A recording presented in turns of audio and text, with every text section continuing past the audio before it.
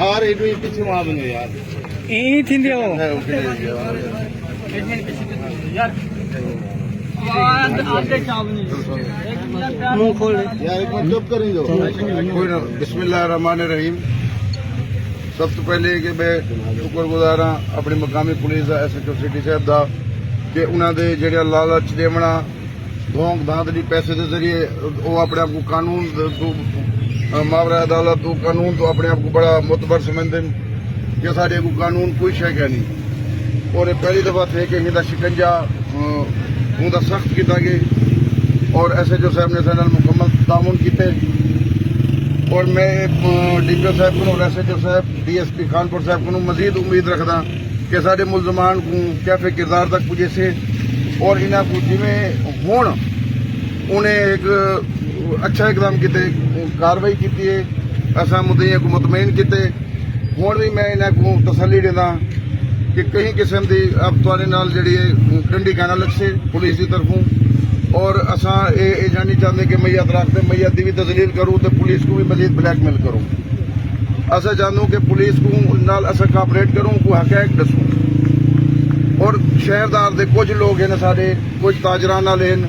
Mania का ताजरान union ये वो होना अच्छी गल है। मीडिया के लोगों का भी अच्छा मुस्बत किरदार होंगे लेकिन कुछ लोग ये होंगे कि जेडे तकड़े बंदे ते कुछ दे टाउट लोग होंगे कुछ जेडे आमदन फौरन मुद्दइयां को हाथ रखण पे वेंदे SHO को कवर करण पे वेंदे मुंशियों को कवर करण पे वेंदे उडे करण पे वेंदे। मैं हुणे को आखसां कि खुदारा बाजरो ए जी चट्टी दलाली कनू ताजरान दे कुछ लोग उन्हें को मैं मोए करना पे सारे को नहीं जेडे वो टाउट हैं उन्हें को मैं आखसां कि मेहरबानी करो ये एक सारे बहुत बड़ा नुकसान है जिन्हां दा लखते जिगर फौत दे उन्हें को आदे पूछो कि क्या इन्होंने जुल्म किते और ये हकीकत है इन कोई दूसरी राय कहनी सारे शहरदार कुछ समझते पे कि उन्होंने मुलाजिम है मुलाजिम बिल्कुल कहना है बंदा ये आज तो 3 साल 4 साल पहले मुलाजिम होंदा हा वाल ही को काट दिता ने वाल तो एलिगेशन लाता ने फैमिली का वाल को बात मारिया गया वाल को मारने के बाद वाला दोबारा गरीब आदमी जो खड़ा है को बुला सटे ने वाले को बात वाला मारे ने वाल जो को छुड़वावा गए घर वाले उन्हें आखे गलत गलत इल्जाम जो लाते उन्होंने खुद ही लाते असा ही को आख्या जब तुम इल्जाम लेंदो को ना सजा करो ये उन्होंने बिल्कुल ये कहना है हूँ उन्हें इलैक्ट्रीशियन 2 साल तो एक ब्याह अरसलान नामी या कोई ब्याह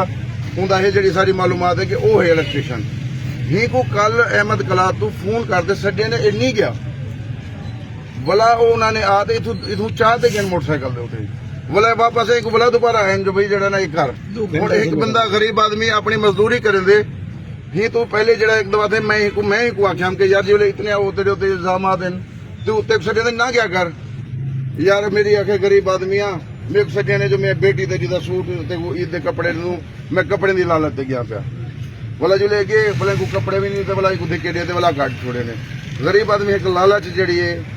अपनी रोजी रोटी अपने बालें की खातिर बंदा भला ये वेंदे पिया वो इन्हें गलती की है।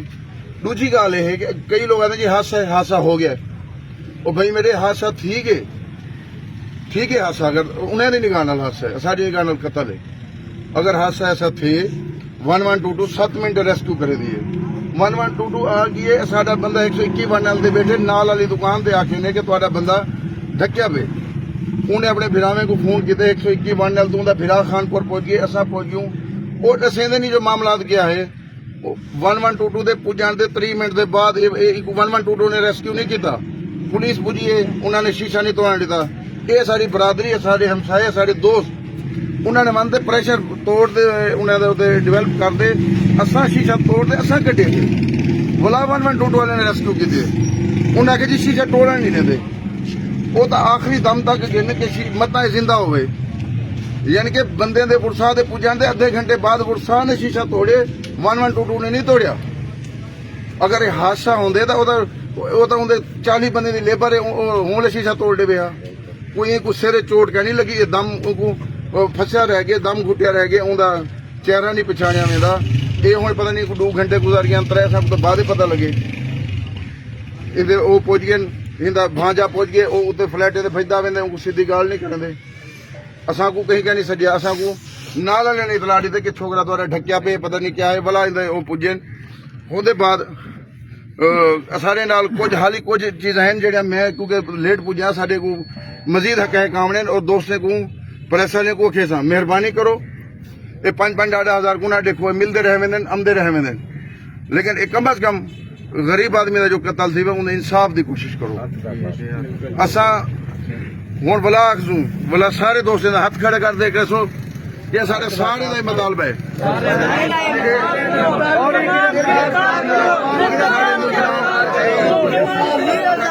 गिरफ्तार थी मैं असाडे कम अज कम इन्हां दी कोई थी अगर कोई शहर दा समझे कुछ साबित कर दे कि 1122 ने कड्डे आधा घंटा 1122 को शीशे नहीं तोड़न दिते गए यानी कि उन्हें कत्ल दे बाद इंसानियत कहनी 1122 आधा घंटा वो नहीं शीशे तोड़ सके पुलिस की एक गाड़ी दा उनके कने 5-4 दिन नफरी सिपाही दे खड़े इन्हां कने 40 मुलाजिम जो है 50 मुलाजिम शीशे ना तोड़न देवन शटर तले साड़ देवन ये तो सारी बरादरी का 500 बंदा पूजे तो शीशा तोड़े ना तो ये जालिम लोग हैं। इनका मकसद है कि कोई कानून क्या नहीं कोई कुछ क्या नहीं हूं को असा गैरतमंद हूं कि असा वकूआ थींदा लोग जज्बातियों की दुकान ते वेंदे आहिनि घर वेंदे आहिनि लेकिन असा एक कम बिल्कुल असांखे क्या न करना ॾिसूं कानून को हथ क्या न गिनसूं असां कानून के थ्रू इंसाफ ॾिसूं और मैं इन्हें को आख्या कि एस एच ओ साहब इंशाल्लाह ताला तामुन करे सन और DSP साहब भी और उन्होंने मेहरबानी उन्होंने सिर्फ ये हक़ दे किते कि 1122 को शीशे नहीं तोड़न दिते गए जे जालमे के खिलाफ मैं मीडिया को ते चंद वो जेड़े अपना अपने आप को खुद अपने आप सदर बन गए कोई बन गए अंजमन का कोई एजा बन गए उन्हें को असा खुदारा इंतजामिया ने खुशामदा बड़े लोगों ने खुशामदें तो बाद बाज आ वजन हक का साथ देवन गरीब आदमी का साथ देवन और उन्हें को गिरफ्तार कराने सारी मदद करें उहे लोग असा को पता लगे कि सारे नाल लोग हैं गिरफ्तार करो मुल्ज़मान गिरफ्तार करो मुल्ज़मान गिरफ्तार करो मुल्ज़मान गिरफ्तार करो गिरफ्तार